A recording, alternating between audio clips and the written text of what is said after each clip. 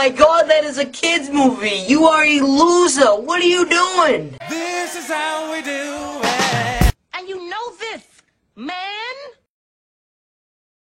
I'm sorry, I didn't have a multicolored afro, so I had to go with Robert Rodriguez's cowboy hat over here. I'm just kidding, it's not Robert Rodriguez's cowboy hat, sorry. Madagascar 3, Europe's Most Wanted. It's a sequel to Madagascar and Madagascar 2, African Child?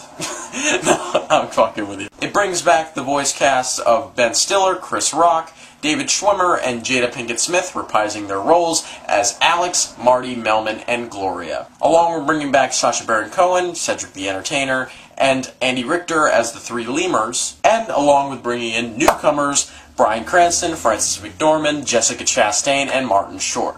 Now let's do a little recap of the first two films. The first Madagascar I really liked.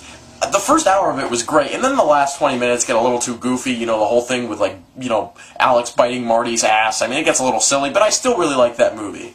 The second one I liked more, mainly because I thought it brought a nice sensitive little touch to the series, and I just found it to be funnier, and I love the whole subplot between David Schwimmer and Jada Pinkett Smith's characters. There's a pretty good love story going on in this between the giraffe and the hippo, and it was pretty well executed. I was really looking forward to this movie because it was co-written by Noah Baumbach.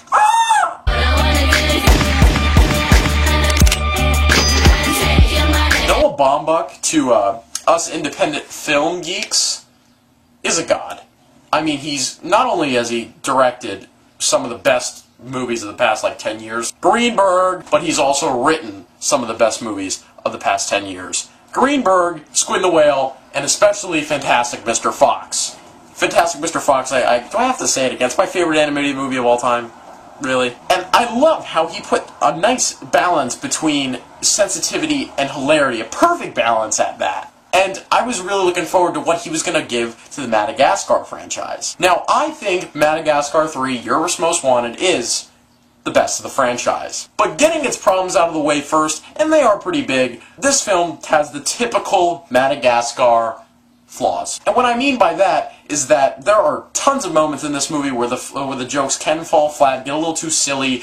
The moments and situations that the characters get themselves into maybe can get a little too ludicrous. Move, bitch, get out the way, bitch, get out the way, move, bitch.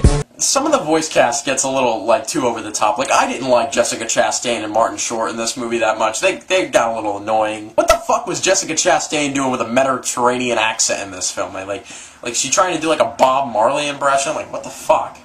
That's Jamaican. What am I saying? And another thing that sort of bothered me about this movie is that what was the underuse of David Schwimmer in this movie? I mean, his character is like my favorite character of the whole frigging franchise, and he is just so underused in this fucking movie. Honestly, if you want to know what perfect casting is to me, David Schwimmer as Melman is one of the most perfectly casted things I've ever seen in film, and, you know, David Schwimmer is just awesome. Stop! Stop right there!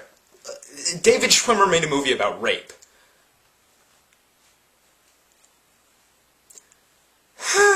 Yes, Brandon, we know, okay? We know.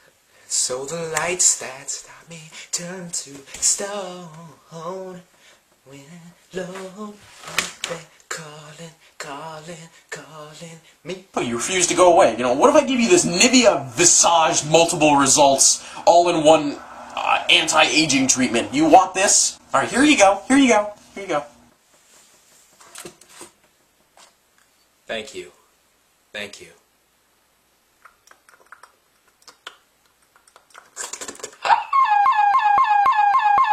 NIFA 2013, biatch. But I did really love the movie. I think all the rest of the voice cast was great. Sacha Baron Cohen got a lot of really big laughs out of me. But the two standouts were Frances McDormand and Bryan Cranston.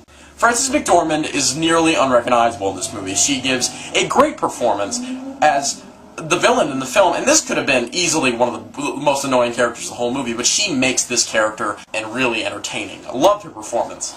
And Bryan Cranston as this tiger who has the best running joke of the whole movie. And that's another thing I love about this movie, is that sometimes Noah Baumbach puts his little touch on it and gives it this sort of semi-meta humor, and I'm not kidding. Especially one joke that keeps going on in the movie, a running gag that is hilarious to me, involving Bryan Cranston's tiger going through these little penny-sized hoops that are on fire, and he like pours himself with like olive oil. It's hysterical. And I really love the script of this movie. And there's something that happens in the last 20 minutes of this film that just really shocked me in a good way. And it was sort of a nice self-realization without spoiling anything. Overall, Madagascar 3 does have some big problems, but overall, I think it is the animated movie of this year so far. Like, it's the first one that I've liked a lot.